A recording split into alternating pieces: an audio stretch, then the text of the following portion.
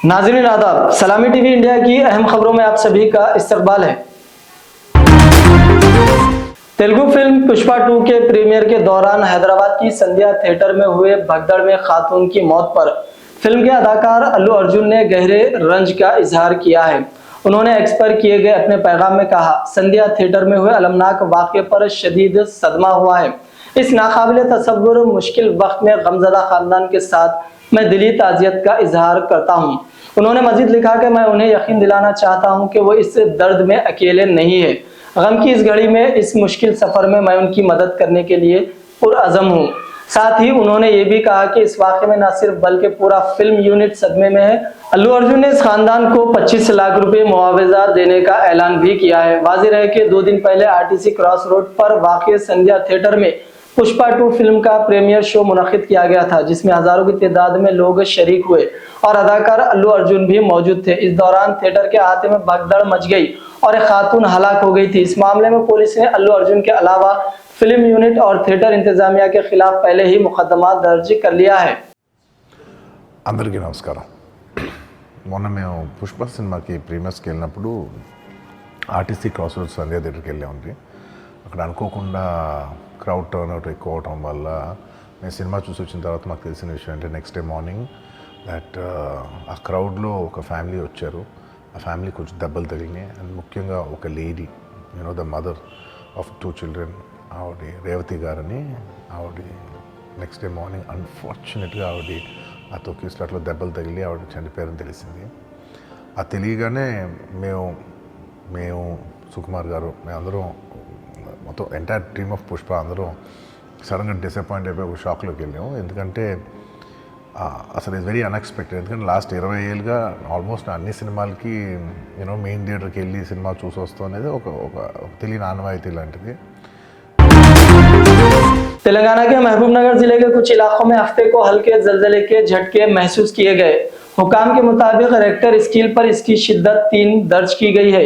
ये झटके मामूली थे और किसी बड़े नुकसान की इत्तला नहीं मिली है। हाल ही में तेलंगाना और आंध्र प्रदेश में जलजले के शदीद झटके महसूस किए गए। 4 दिसंबर 2024 को तेलंगाना के जिला मुलुगु में रेक्टर स्केल पर 5.3 शिद्दत का जलजला रिकॉर्ड किया गया। जलजले का मरकज जमीन के 40 किलोमीटर अंदर था। झटके हैदराबाद समेत आंध्र प्रदेश, महाराष्ट्र और छत्तीसगढ़ के मुख्तलिफ इलाकों में भी महसूस किए गए। जलजले की शिद्दत की वजह से लोग खौफजदा होकर घरों से बाहर निकल आए।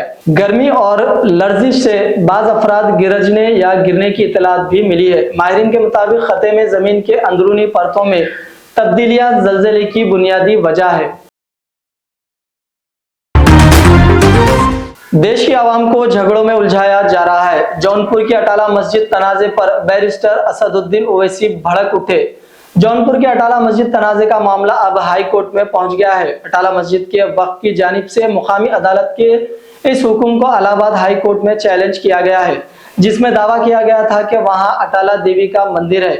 AIMIM के सरबराह बैरिस्टर असदुद्दीन ओवैसी का इस पर रद्द अमल सामने आया है, जिसमें उन्होंने कहा कि मुल्क के लोगों को लड़ाइयों में उलझाया जा रहा है।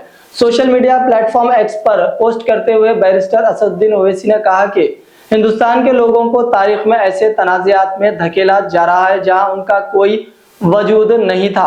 उन्होंने कहा कि कोई भी मुल्क सुपर पावर नहीं बन सकता अगर इसकी 14% आबादी इस तरह के दबाव का सामना करती रहे। हुक्मरान जमात का हाथ हर कौंसिल, फौज वगैरह के पीछे छुपा हुआ है। यह उनकी जिम्मेदारी होनी चाहिए कि वो पूजा स्थल की तहफ़्फ़ुज़ करे और इन झूठे तनाज़ात को ख़त्म करे। शहर में एक चोर ने एम्बुलेंस की चोरी करके हलचल मचा दी है। इत्तला मिलते ही पुलिस हरकत में आई और हैदराबाद विजयवाड़ा हाईवे पर फिल्मी अंदाज में ताक़ुब करके पुलिस ने सूर्यापेट तक पीछा किया और आखिरकार चोर को गिरफ्तार कर लिया। पूरा मामला यह है कि हयात नगर में एक 108 एम्बुलेंस को चोर ने चुरा लिया और तेज रफ्तारी से फरार होने लगा। एम्बुलेंस का सायरन बजाते हुए चोर विजयवाड़ा की तरफ गाड़ी ले जा रहा था। पुलिस ने हरकत में आते हुए चटियाल के करीब उसे पकड़ने की कोशिश की तो एम्बुलेंस चलाने वाले ने एक राहगीर को टक्कर मार दी। उसके बाद केतपल्ली मंडल के कोरला पहाड़ टोल गेट के तोड़ते हुए फरार हो गया। आखिरकार पुलिस ने टीकू मंडल के करीब सड़क पर गाड़ियां खड़ी करके चोर को पकड़ लिया।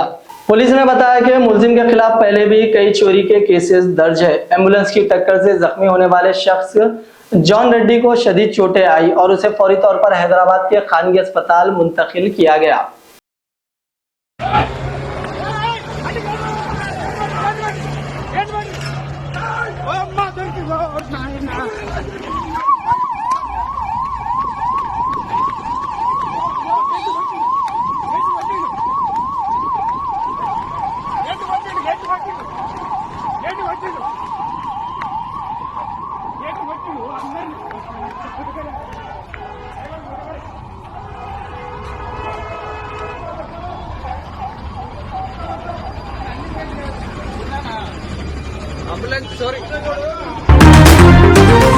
तीन मासूम बच्चों को जबरन जेएसआर का नारा बुलवाया गया। रोते हुए बच्चों से मारपीट भी की गई।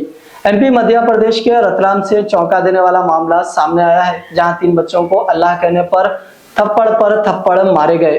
बताया जा रहा है कि शरपसंद शख्स ने बच्चों को जेएसआर का नारा कहने पर मजबूर किया और तब तक उन्हें मारता रहा जब तक उन्होंने जेएसआर का नारा नहीं लगाया। बच्चे रोते बिलबिलाते रहे लेकिन नौजवान नहीं रुका। जब थप्पड़ मारने पर भी उसका दिल नहीं भरा तो वो बच्चों को चप्पल उतारकर मारने लगा। मामला 1 महीना पुराना बताया जा रहा है। वाकये का वीडियो अब सोशल मीडिया पर वायरल हुआ तो मामले का इंकशाफ हुआ। इस शख्स ने 3 बच्चों को बुरी तरह पिटाई की, जिनमें एक 6 साल का बच्चा भी शामिल था। दीगर 2 बच्चों की उम्र 11 साल और 13 साल बताई जा रही है। इस शख्स के खिलाफ पुलिस ने मुकदमा भी दर्ज कर लिया गया है। बाप के नंबर सिग्रेट पे खाली मैं रोडिया मेरे सामने अब आप लेगा रुआ लाइटर लेके हो गया वो घुमाने में लगा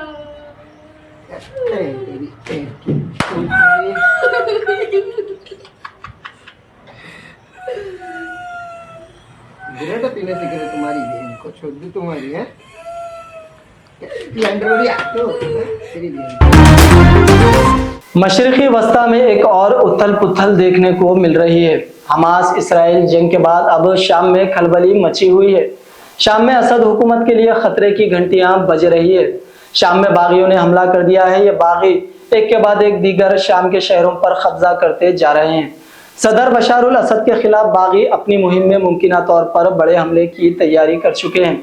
शाम के जुनूब मगरिब में वाक़े शहर दरा में कई बागियों ने कब्जा कर लिया है। वहीं ये बागी अब दारुल हुकूमत दमश्क के करीब पहुंच चुके हैं। बागियों के बढ़ते हुए कदम असद हुकूमत के लिए खतरे की घंटी की मानिंद है। शुमाल और जुनूब शाम के सदर बशारुल असद की अफवाज से दोनों तरफ से बागियों लड़ रहे हैं। बागी दमश्क को चारों तरफ से घेरने की कोशिश कर रहे हैं। बागी इसी जगह पहुंच चुके हैं जहां से 2011 में बगावत शुरू हुई थी। 2011 में शाम में बगावत का एहसास दुरा शहर में ही हुआ था। हालांकि शाम के वजारत दफा ने ताहाल इस बात की तस्दीक या तरदीद नहीं की है कि आया दुरा बागियों के कंट्रोल में है या फिर नहीं।